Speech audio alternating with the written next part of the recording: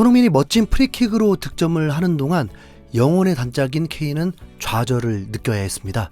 잉글랜드가 이탈리아와의 네이션스 리그 경기에서 0대1로 패배해버리면서 리그 B로 강등된 건데요. 잉글랜드는 최상위 리그인 리그 A의 3조에서 단 1승도 거두지 못하고 강등을 확정지어버렸습니다.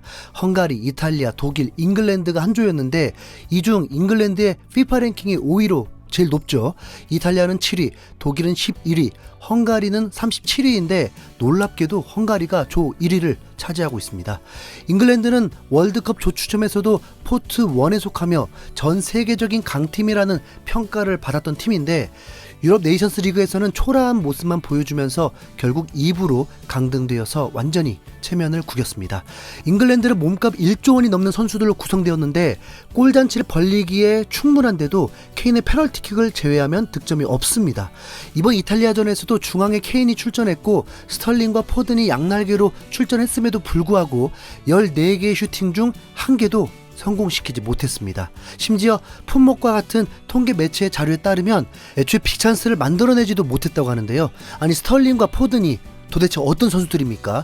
스털링은 손흥민보다 리그에서 더 많은 골을 넣은 선수고 포든은 손흥민보다 몸값도 더 높은 선수입니다. 거기에 토트넘의 주포인 케인까지 버티고 있는데 왜 골이 안 나오는 건지 이해할 수가 없네요. 그리고 더 황당한 건 부카요 사카의 위치입니다.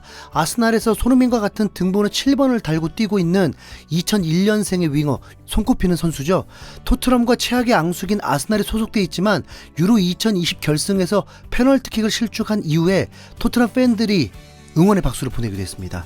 그만큼 잉글랜드 축구 팬들이 큰 기대를 보내는 차세대 스타 중 한 명이라고 봐야 하는 이 사카를 왼쪽 윙백 자리에 기용하는 무리수를 둔 겁니다.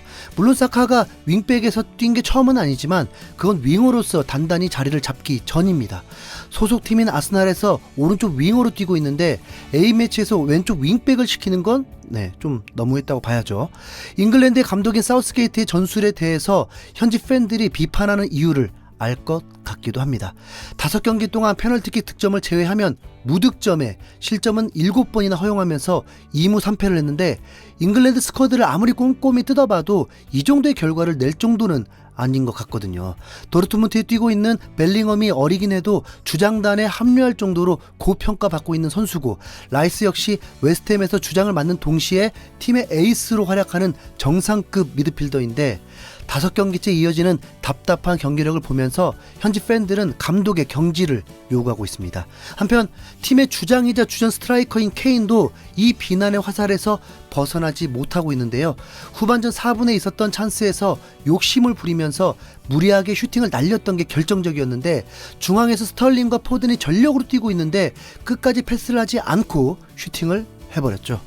거기다 0대1로 뒤지고 있던 후반 76분에는 골문 앞에 3명의 공격수들이 들어와 있고 크로스만 올린다면 득점 확률이 매우 높았는데 굳이 각도도 없으면서 그걸 발목 힘만 보여주는 슈팅으로 골키퍼 겁만 주고 말았습니다.